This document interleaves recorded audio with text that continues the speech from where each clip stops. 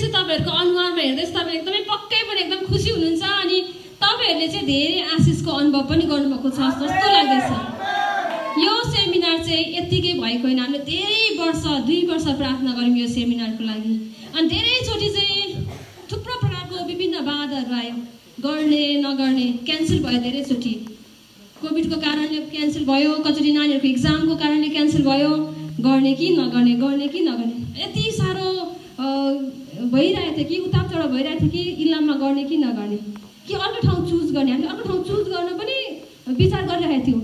अनि मलाई चाहिँ यति हरेस लागेको थियो कि होइन अब इलामलाई क्यान्सलै गर्नुपर्छ होला, तर गुरुबाले होइन फेरि प्रार्थना गरौँ, हामी इलाममै जानुपर्छ, त्यही गर्नुपर्छ। हाम्रो 2 वर्षको प्रार्थनाको उत्तर हो यो। आमेन। अनि तपाईहरुलाई भेट्नलाई यति साह्रो हामी उत्साहित भएका थियौँ कि अनि हामीलाई एक प्रकारले ला हाम्रो जवान नानीहरू आउनुहुन्छ कि हुँदैन होला, त्यो सहभागी हुनुहुन्छ कि हुँदैन होला भने हामी धेरै प्रार्थना। तपाईहरु चाहिँ हाम्रो प्रार्थनाको फल हो। आमेन। मैले हेरिरहेको थिएँ तपाईहरुको प्रेजेन्टेसनहरूलाई, मैले विचार गरिरहेको थिएँ पछाडि बसेर। अनि मैले के अनुभव गरेको थिएँ, तपाईहरुले धेरै कुरा सिक्नु भएछ, तपाईहरुले यति धेरै कुरा सिक्नु भएछ। अनि म विचार गर्दै थिएँ अब तपाईहरु फर्केर आफ्नो मण्डलीमा चाहिँ एक प्रकारको आगो वर्षाउनु हुनेछ। आमेन। तर गुरुबाले अघि भन्दै हुनुहुन्थ्यो यो कुरा चाहिँ सिकेको कुरा यो भित्र मात्र सीमित होइन, तपाईँ चाहिँ आफ्नो क्षेत्रमा गएर चाहिँ तपाईले चाहिँ यो कामलाई जसरी तपाईमा जुन अलि उत्साह आएको छ, जुन जोस चलेको छ, जुन तपाईले केही गर्छु भने जुन तपाईको जुन उत्साह गर्छ, यसलाई चाहिँ तपाईले निरन्तर बल्न दिनुपर्छ, यसलाई निम्न दिनु हुँदैन है। जब यसलाई निम्न दिनुहुन्छ नि तपाईँ फेरि जस्ताको तस्तै हुनुहुन्छ। आउनुहोस् हामी यस बिहानी फेरि पनि परमेश्वरको वचनबाट हामी सिक्नेछौँ। तपाईले मसँगै फिलिपीको पुस्तक 2 अध्याय पढ्नुहोस्।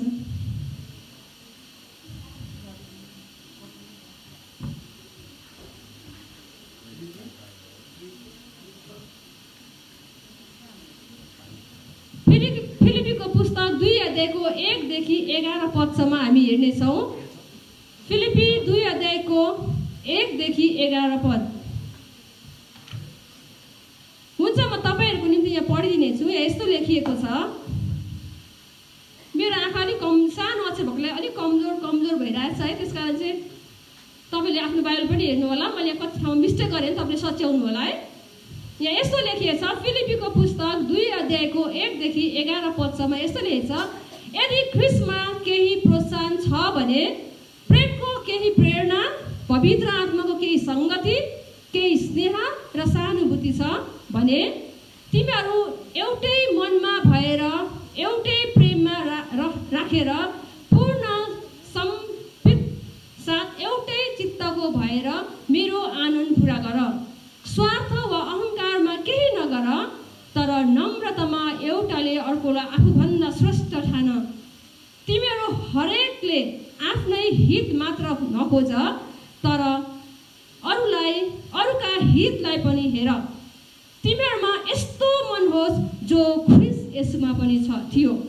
परमेश्वरको स्वरूपमा भएर पनि उहाँले परमेश्वरको बराबरी हुने कुरालाई एउटा पक्रिरहने वस्तु जस्तो ठान्नु भएन, तर आफैलाई रित्ताइकन कमराको रूप धारण गरेर तथा मनुष्य भएर जन्मनु भयो। स्वरूपमा मानिस जस्तो भएर आफैलाई हुच्याउनु भयो र पृथ्वी मृत्युसम्म अर्थात् क्रुसको मृत्युसम्म आज्ञाकारी रहनु भयो। यसै कारण परमेश्वरले उहाँलाई अति उच्च पार्नुभयो र उहाँलाई त्यो नाउँ प्रदान गर्नुभयो जो हरेक नाउँभन्दा उच्च छ, कि स्वर्गमा, पृथ्वीमाथि र पृथ्वी मुनि भएको हरेक प्राणीले यीशुको नाउँमा घुँडा टेक्नुपर्छ र हरेक जीवले परमेश्वर पिताको महिमाको निम्ति यीशु ख्रीष्टलाई प्रभु भनी स्वीकार गर्नुपर्छ। आमेन। हामी सबैलाई थाहा छ यो पुस्तक कसले लेखेको भन्ने कुरा। यो पुस्तक चाहिँ पावलले लेखेका पुस्तक हुन्। अनि जब यो पुस्तक लेख्ने बेला चाहिँ पावल चाहिँ रोमको जेलखानामा एक कैदीको जीवन बिताइरहेका थिए। अनि यहाँनिर हामी हेर्ने भने चाहिँ त्यतिखेरको समयमा चाहिँ फिलिपीको मण्डलीमा चाहिँ भएका विश्वासीहरूमा चाहिँ अमेलता आएको थियो, झैझगडा आएको थियो, एकअर्कामा फुट आएको थियो है।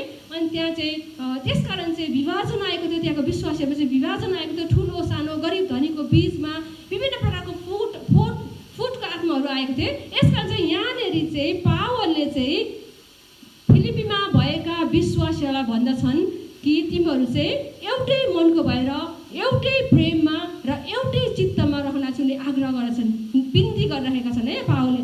साथै नम्रताको साथमा चाहिँ एउटाले अर्कोलाई चाहिँ आफूलाई भन्दा श्रेष्ठ ठान्नु, अनि आफ्नो हित आफ्नो भलाइ मात्र खोज्दैन तर अरूको हितको लागि पनि खोज भने चाहिँ यहाँनिर चाहिँ पावलले भनेको छ है।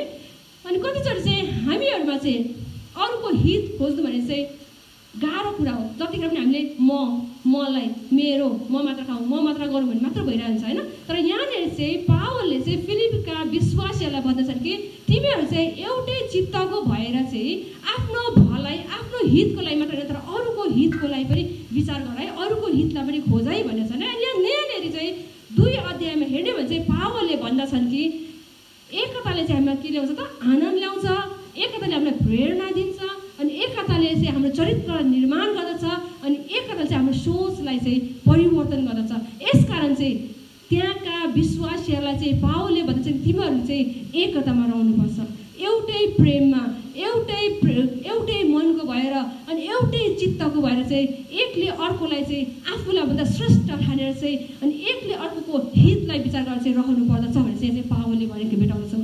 अनि 2 अध्यायमा हेर्ने भने चाहिँ फिलिपीमा भएका विश्वासीहरूलाई पावलले फेरि पनि भन्छ हेर है फिलिपीका विश्वासीहरू तिमीहरूमा चाहिँ त्यो स्वार्थ र अहङ्कारमा चाहिँ तिमीहरू केही पनि नगर है, तिमीहरूमा भएका जति पनि त्यो स्वार्थ छन् त्यो अहङ्कार चाहिँ तिमीहरूले त्यसलाई चाहिँ हटाउनुपर्छ है। तर तिमीहरूले चाहिँ त्यसको साटोमा चाहिँ आफूलाई चाहिँ एकदमै नम्र बनाएर एउटाले अर्कोलाई चाहिँ आफूभन्दा ठुलो ठान्नुपर्छ है।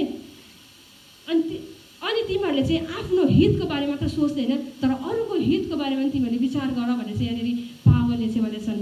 अनि यहाँनिर चाहिँ पावलले चाहिँ के भनेछन् भने यीशु ख्रिस्टको नमुनालाई देखाएछन्। हेर त यीशु ख्रिस्टलाई हेर त, उहाँ चाहिँ परमेश्वरको स्वरूपमा भएर पनि उहाँ कहिले पनि परमेश्वरको बराबरी गर्नु भएन। अनि उहाँले चाहिँ चाहनु भएको भएदेखि चाहिँ घमण्ड गर्ने थुप्रै ठाउँहरू थियो तर उहाँले कहिले पनि आफूलाई चाहिँ त्यो घमण्ड गर्नुभयो, तर उहाँ चाहिँ सधैँ नै आफूलाई चाहिँ एकदमै नम्र तुल्याउनु भयो। यसकारण चाहिँ फिलिपीका विश्वासीहरू तिमीहरू यीशु ख्रिस्टलाई हेर न, उहाँको जीवनलाई हेर न, उहाँ कति नम्र हुनुभयो, उहाँ कहिले पनि आफूलाई परमेश्वरको बराबरी गर्नु भएन भनेर चाहिँ उहाँले चाहिँ यहाँ फिलिपीका विश्वासीहरूलाई चाहिँ भनिराख्नुपर्छ। अनि यहाँनिर 5 पदलाई चाहिँ पावलले विशेष जोड गरेर उनीहरूलाई एकदमै अनुरोध गरिरहेछन् अनि भन्दैछन् कि तिमीहरूमा चाहिँ यस्तो मन होस् जो चाहिँ ख्रिस्ट येशूमा थियो, तिमीहरूमा चाहिँ यस्तो मन होस् जो चाहिँ ख्रिस्ट येशूमा थियो। ख्रिस्ट येशूको मन जस्तो कस्तो हुनुपर्छ त भन्दाखेरि चाहिँ यहाँनिर 3 पदमा तपाईँले पढ्न सक्छ। उहाँ चाहिँ कस्तो हुन्छ, ख्रिस्ट येशूको मन चाहिँ कस्तो हुनुपर्दछ त भन्दाखेरि चाहिँ आफ्नो स्वार्थमा होइन अनि आफूलाई एकदमै नम्र तुल्याउने अनि आफूलाई भन्दा अरूलाई श्रेष्ठ ठान्ने अनि अरूको भलाइ गर्ने।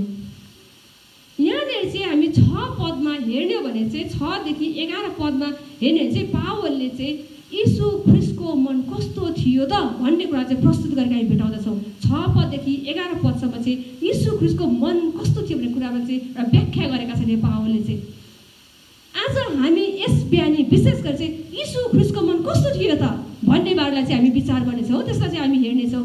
अनि यहाँनिर हामी 1 पददेखि 4 पदसम्म अनि 6 पददेखि 11 पदलाई चाहिँ एउटा 5 पदले चाहिँ एउटा पुलको काम गरेको छ है। जसरी एक ठाउँबाट अर्को ठाउँ जानको लागि अब एउटा ठुलो खोला छ, त्यो एउटा ठाउँबाट अर्को ठाउँ जानको लागि एउटा पुलको आवश्यकता पर्दछ त्यो ठाउँमा पुग्नको लागि भने जस्तै गरेर यहाँनिर चाहिँ 2 अध्यायको 1 पददेखि 4 पद र 6 पददेखि चाहिँ 11 पदमा चाहिँ यहाँ चाहिँ 5 पदले चाहिँ एउटा पुलको भूमिका चाहिँ निभाएका हामी भेटाउँदछौँ। अनि पावलले चाहिँ विश्वासीहरूलाई चाहिँ उत्साह दिँदछन् र भन्दछन् कि ख्रिस्ट येशूको जस्तो मन हुनको लागि हामीमा चाहिँ के हुनुपर्छ, नम्रता हुनुपर्दछ अनि हामी भित्रको सोचलाई चाहिँ विकास गर्दै ल्याउनु पर्दछ। येशू ख्रिस्टको सोच जस्तै हामीमा पनि त्यो सोच हुनुपर्दछ भन्ने कुरा चाहिँ यहाँ चाहिँ पावलले भनेका छन्। जबसम्म हामीमा चाहिँ येशू ख्रिस्टको जस्तो सोच हुँदैन, जबसम्म हामीमा चाहिँ उहाँको जस्तो मन हुँदैन, तबसम्म चाहिँ हामी आफूलाई चाहिँ ख्रिस्ट येशू जस्तो बनाउन सक्दैनौँ भनेर चाहिँ यहाँनिर पावलले भनेको छ। यसमा चाहिँ हाम्रो सोच हाम्रो विचार चाहिँ येशू ख्रिस्टको जस्तो हुनुपर्छ भने चाहिँ यहाँनिर चाहिँ पावलले भनेको छ। अनि येशू ख्रिस्टको सोच र उहाँको विचार कस्तो थियो त भन्ने कुरा चाहिँ यहाँ चाहिँ येशू ख्रिस्टले आफ्नो कामद्वारा देखाउनु भएको छ। उहाँ कस्तो प्रकारको व्यक्ति हुनुहुन्थ्यो, उहाँले कसरी अरूको बारेमा कसरी सोच्नुहुन्थ्यो, उहाँले कसरी आफूलाई भन्दा यहाँ चाहिँ यीशु ख्रीष्ट चाहिँ कामद्वारा देखाउनु भएको थियो। अनि हामीले पनि हाम्रो जीवनमा चाहिँ हामीले उहाँको जस्तो सोच हुनको लागि हाम्रो कामद्वारा चाहिँ हामीले देखाउनुपर्छ, हाम्रो भित्री आचरणबाट हामीले उहाँलाई देखाउनुपर्छ। अनि मैले एकजना बाईलाई चाहिँ मैले यसरी भन्दै थिएँ, बाबु तिमी यति वर्ष भए प्रभु येशू ख्रीष्टलाई विश्वास गरेको, तिमी परिवर्तन हुनु पर्यो, प्रभु येशू ख्रीष्ट जस्तै हुनु पर्यो भन्दाखेरि त्यो नानीले यसरी जवाब दिँदै थियो, आन्टी म त प्रभु येशू ख्रीष्टलाई के भन्छ पछिरहेको छु नि, मैले प्रार्थना गरि नै रहेको छु, मैले बाइबल पढि नै रहेको छु, तर हामी चाहिँ येशू ख्रीष्टलाई विश्वास गरेको हो, हामी चर्च गइरहेछौँ, हामी प्रार्थना गरिरहेछौँ, हामी बाइबल पढिरहेछौँ, तर हाम्रो आचरणहरू, हाम्रो विचारहरू, हाम्रो चाल ढङ्गहरू चाहिँ उहाँको जस्तो छैन भने चाहिँ हामी येशू ख्रीष्ट जस्तो बनिरहेका हुँदैनौँ। हाम्रो हरेक आचरणबाट, हाम्रो चाल ढङ्गबाट, हाम्रो बानी बेहोराबाट, हाम्रो हरेक कुराबाट चाहिँ, हाम्रो सोचहरूबाट चाहिँ हामी चाहिँ येशू ख्रीष्टको सोच जस्तै हामीमा हुनुपर्दछ।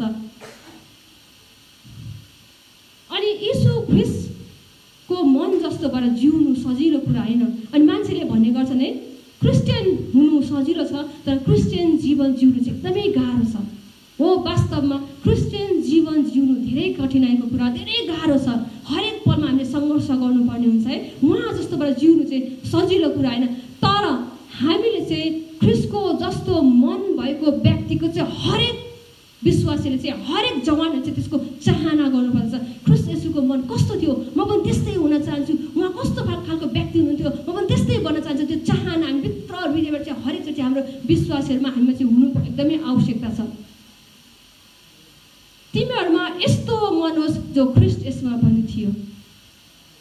ख्रीष्ट येशूमा कस्तो मन थियो त, कस्तो खालको हृदय थियो उहाँमा, उहाँको सोच कस्तो थियो त। हामी 6 पदमा हेर्नेछौँ, परमेश्वरको स्वरूप भएर पनि उहाँले परमेश्वरको बराबरी हुने कुरालाई एउटा पक्रिरहने वस्तु जस्तो ठान्नु भएन। त्याग है, ख्रीष्ट येशूको मन चाहिँ एउटा त्यागको मन थियो। उहाँ चाहिँ यो परमेश्वर चाहिँ संसारलाई सृष्टि गर्नुभन्दा पहिले नै उहाँ चाहिँ परमेश्वरको स्वरूपमा हुनुहुन्थ्यो, तर पनि उहाँले कहिले पनि उहाँले त्यो परमेश्वरको बराबरी गर्नु भएन। होइन, म त मेरो पोस्ट, मेरो ओहदालाई म छोड्दिनँ नि, म त परमेश्वर हुँ, म किन त्यसो गर्ने, मेरो आफ्नै स्थान छ, म छोड्दिनँ भने चाहिँ उहाँले कहिले पनि त्यो ओहदा, त्यो पदलाई पक्रिराख्नु भएन। उहाँले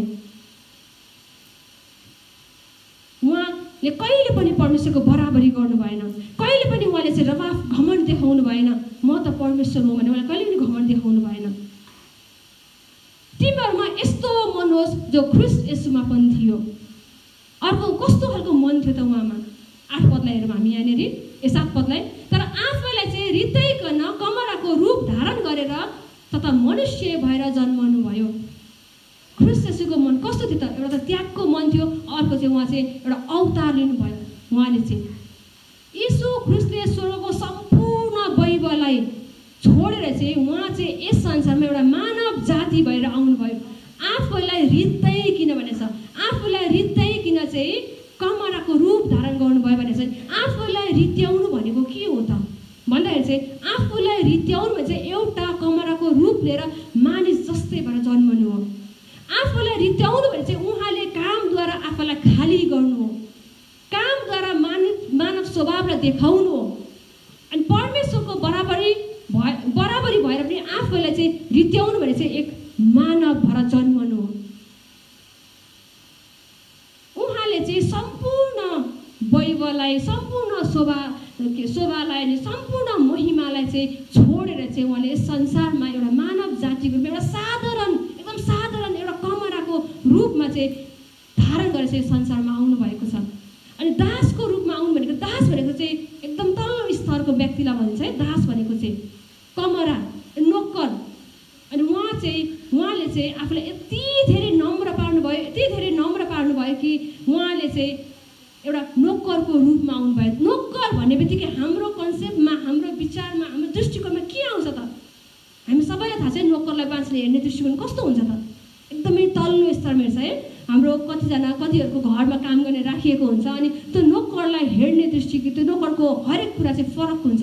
यसकारण चाहिँ प्रभु येशू ख्रीष्ट एउटा नोकर भएर चाहिँ आउनुभयो। अझ हामी रोमीहरूको कल्चर अनुसार, रोमी सम्राटको अनुसार हेर्नु भने चाहिँ नोकर भन्छ उनीहरूले हेर्ने दृष्टिकोण एकदमै तल्लो स्तरमा थियो। नोकरको कुनै पनि भ्यालु हुँदैन थियो, नोकरलाई एउटा मानिसको रूपमा गन्ती गर्दैन थियो। नोकरलाई चाहिँ कुनै पनि नागरिकताहरू पनि दिँदैन, दासलाई भन्छ कुनै नागरिकता पनि पाउँदैन थियो, कुनै पनि अधिकार गर्न पाउँदैन थियो, उनीहरू कुनै पनि कुराको एउटा कुनै पनि कुराको सुनाइ हुँदैन थियो। अनि नोकरलाई चाहिँ रोमीहरूको अनुसार चाहिँ नोकरलाई चाहिँ एउटा मालको अथवा एउटा सम्पत्तिको रूपमा चाहिँ गन्ती गरिन्थ्यो है। अनि यहाँनिर चाहिँ प्रभु येशू ख्रीष्ट चाहिँ कुनै पनि राजघरानामा जन्मिनु भएको छैन, कुनै पनि राजकुमार अथवा राजाको घरमा राजकुमारबाट जन्मिनु भएको छैन, तर उहाँ एकदमै गरिब, एकदमै असहाय, एकदमै तुच्छ, एउटा गाईको गोठमा एकदमै तुच्छ, एकदमै नम्र भएर चाहिँ उहाँ जन्मिनु भएको थियो। तिमीहरूमा यस्तो मन होस् जो ख्रीष्ट येशूमा पनि थियो। कस्तो मन थियो त? 8 पदलाई हामीहरू स्वरूपमा मानिस जस्तै भएर आफैलाई होच्याउनु भयो र मृत्युसम्म अर्थात् क्रुसको मृत्युसम्मै आज्ञाकारी हुनुभयो। उहाँले आफूलाई यति धेरै होच्याउनु भयो कि उहाँ मृत्युसम्म एकदमै इमान्दार हुनुभयो, एकदमै आज्ञाकारी हुनुभयो। उहाँले एकदमै आज्ञाकारी भएर चाहिँ मृत्युसम्म नै उहाँ पुग्नु भएको छ। कसैले ख्रीष्टलाई होच्याएको होइन, तर उहाँ आफैलाई चाहिँ आफ्नो इच्छाले चाहिँ उहाँ आफैलाई होच्याउनु भएको छ र उहाँले चाहिँ एकदमै उदारचित्तले चाहिँ आफूलाई होच्याउनु भएको छ र क्रुस समय चाहिँ उहाँ चाहिँ अर्पित हुनुभएको छ।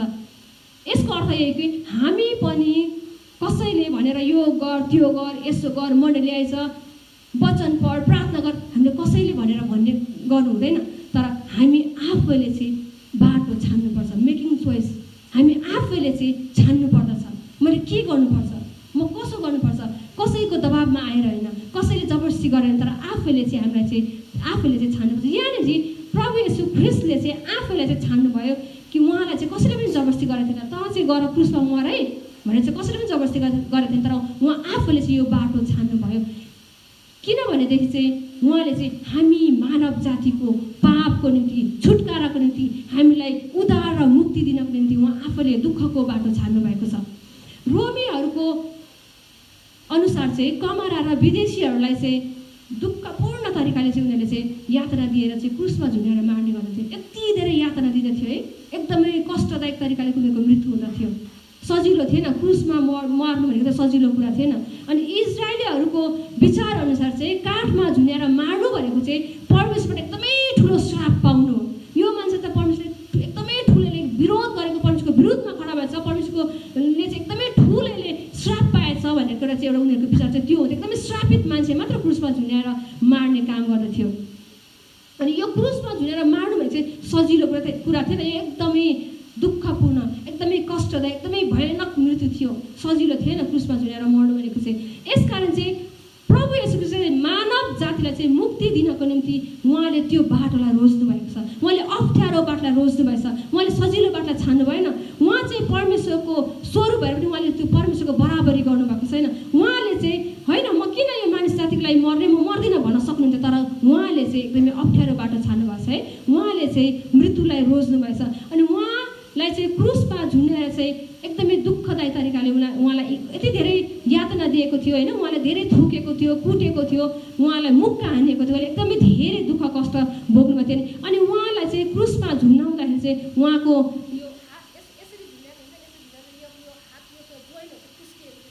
अनि यो आर्म्सको यो जोइनहरू खुस्केको थियो, जसको कारणले गर्दा उहाँलाई एकदमै धेरै सास फेर्न गाह्रो भएको थियो।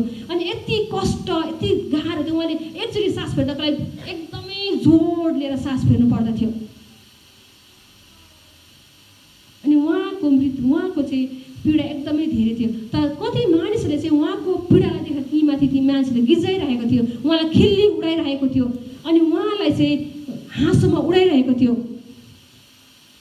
उहाँले चाहिँ हाम्रो पापको छुटकाराको निम्ति, मानव जातिको पापको छुटकाराको निम्ति यी सबै कुरा सहनु भएको छ हाम्रो निम्ति। उहाँले त्यो थुक्काइ, कुटाइ, त्यो हेर्ला, दुःख सबै कुरा उहाँले सहनु भएको थियो। यसकारण परमेश्वरले चाहिँ उहाँलाई चाहिँ यति माथि उचाल्नु भएको छ है। यहाँनिर हामी हेर्ने भने चाहिँ यहाँनिर तलको पदहरूमा हेर्ने भने चाहिँ उहाँलाई चाहिँ एकदमै ठुलो स्थानमा राख्नुभएको छ। यसकारण परमेश्वरले उहाँलाई चाहिँ अति माथि उचाल्नु भयो र उहाँलाई चाहिँ त्यो नाउँ प्रदान गर्नुभयो जो हरेक नाउँभन्दा उच्चमा छ है। उहाँलाई चाहिँ एकदमै माथि स्थान दिएको छ। अनि उहाँलाई चाहिँ हरेक नाउँभन्दा पनि उच्चमा राखिएको छ। अनि उहाँलाई चाहिँ त्यो के भन्छ उच्च स्थान दिएको छ है। अनि एफिसी एफएसीको पुस्तक 1 अध्यायको 21 र 22 पढ्यो भने यस्तो लेखिएको छ,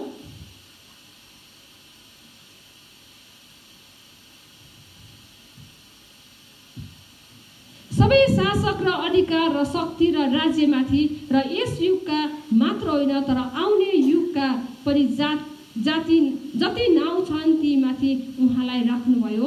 परमेश्वरले सबै कुरा उहाँको पाउमुनि राखिदिनु भयो र मण्डलीको निम्ति उहाँलाई नै सबै कुराको शिर बनाइदिनु भयो। हेर्नुहोस् त, यहाँनिर परमेश्वरले यति धेरै माथि उच्चमा राख्नुभएछ, यति धेरै माथि उच्चमा राख्नुभएछ कि हरेक शासकहरूमाथि अनि उहाँले राख्नुभएछ, हरेक अहिलेको युग अनि आउने युगको पनि माथि उहाँले राख्नुभएछ, उहाँलाई एकदमै माथि उच्चमा राखिदिनु भएको छ है। किनभने उहाँको नाउँ चाहिँ अरू नाउँभन्दा नि महान छ। हरेक घुँडाले उहाँको हरेक जातिले उहाँको नाउँमा चाहिँ घुँडा टेक्नु पर्नेछ। यहाँ 10 पदमा यस्तो लेखिएको छ, फिलिपी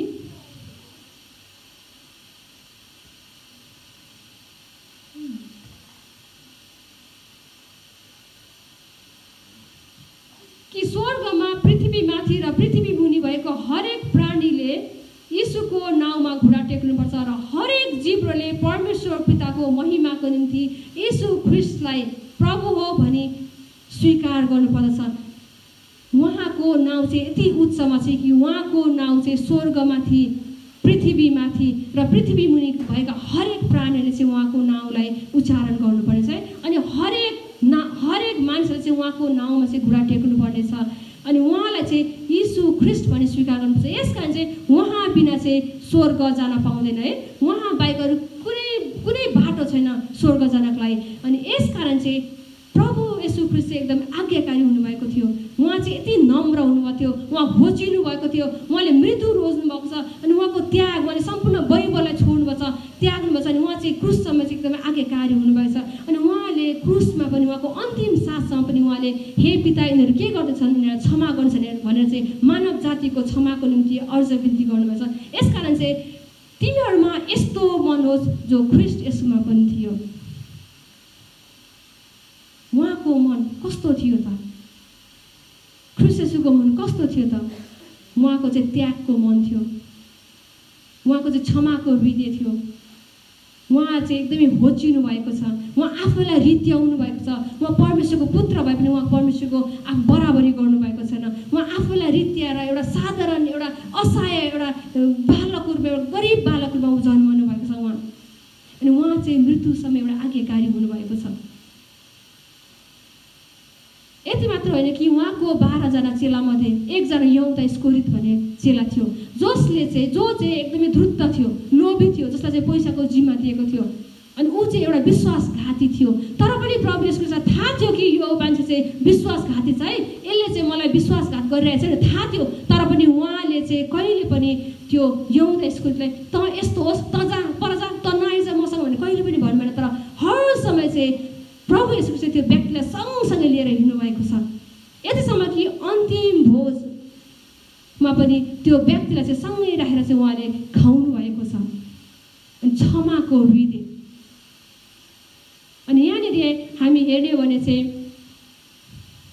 जब पत्रुसले चाहिँ दौडेर प्रभु येशू ख्रिस्टमा आउँछ, गुरुजी मैले मेरो भाइलाई कतिचोटि क्षमा दिनुपर्छ भन्दा चाहिँ यहाँनिर उहाँले भन्नुहुन्छ 7 गुणा 70 चोटि। क्षमाको हृदय। तिमीहरूमा यस्तो मन जो ख्रिस्ट येशूमा थियो।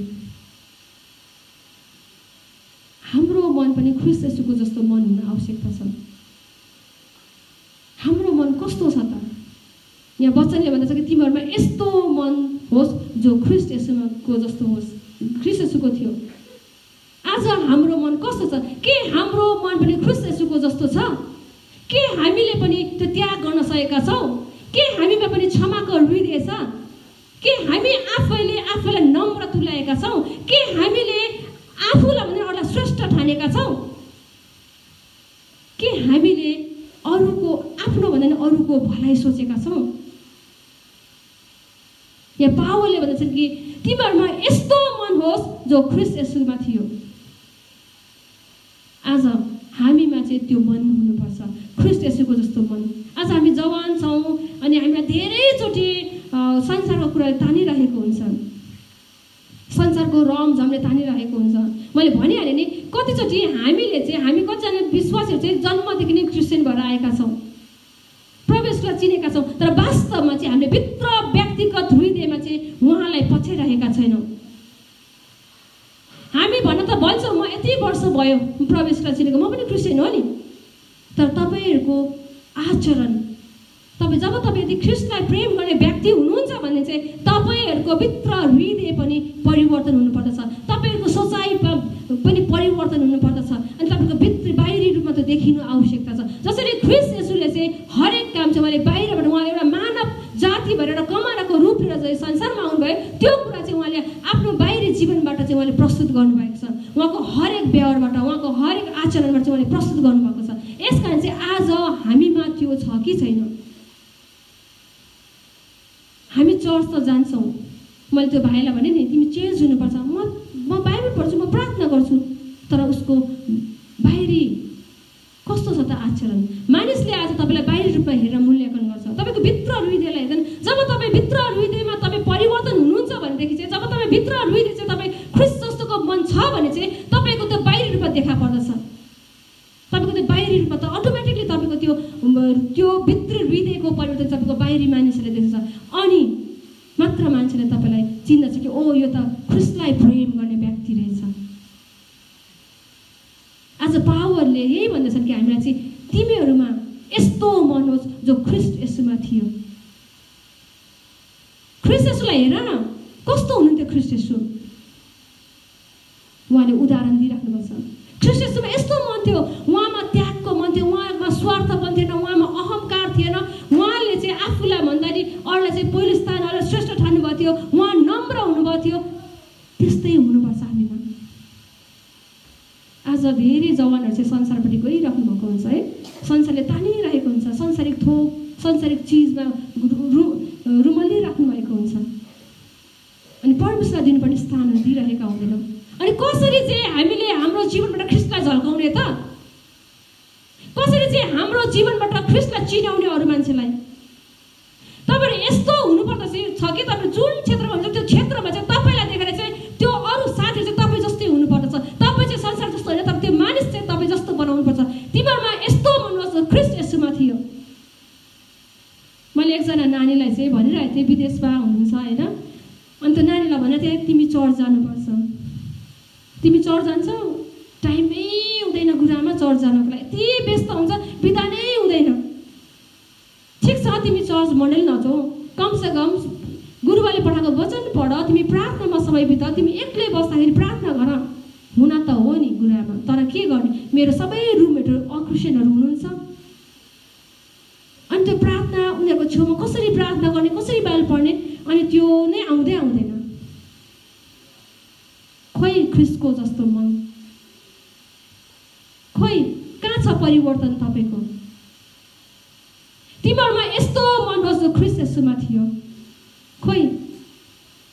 अनि मैले उसलाई भन्दै थिएँ, तिमीले जुन रुममेटमा जुन साथीहरू छ, मतलब तिमीले तिम्रो जीवनद्वारा चाहिँ त्यो साथीलाई तिमीले चिनाउनु पर्दछ,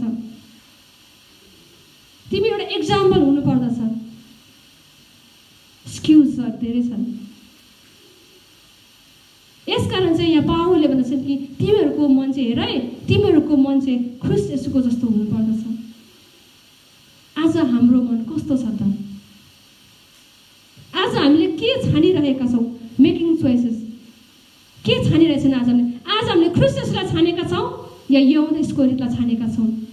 यहुदा इस्करियोत धोकेबाज थियो, लोभी थियो, कपटी थियो, जुन थालमा खाए त्यही थालमा उसले थुकेको थियो, जसको सहारा भेट्यो त्यही व्यक्तिलाई उसले क्रुसमा पुर्याएको छ।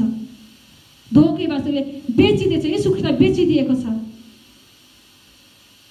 आज तपाईँ कसलाई छान्नुहुन्छ?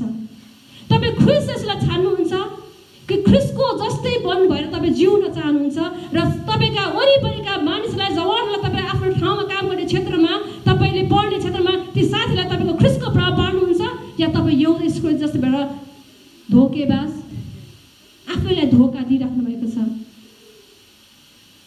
हामीमा क्षमाको हृदय छ कि छैन? हामीमा नम्रताको छ कि छैन? हामीमा एकता छ कि छैन? हामी आफैले आफूलाई मात्र श्रेष्ठ ठानिरहेका छौँ कि अरूलाई श्रेष्ठ ठानिरहेछौँ, हामीले एकदमै धेरै विचार गर्छ। तपाईँको हातमा छ, तपाईँले के छान्नुहुन्छ?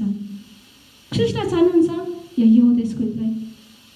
आउनुहोस् हामी एकछिन यो वचनलाई मनन गरौँ अनि हामी आफैले आफूलाई परमेश्वरको हातमा राखौँ।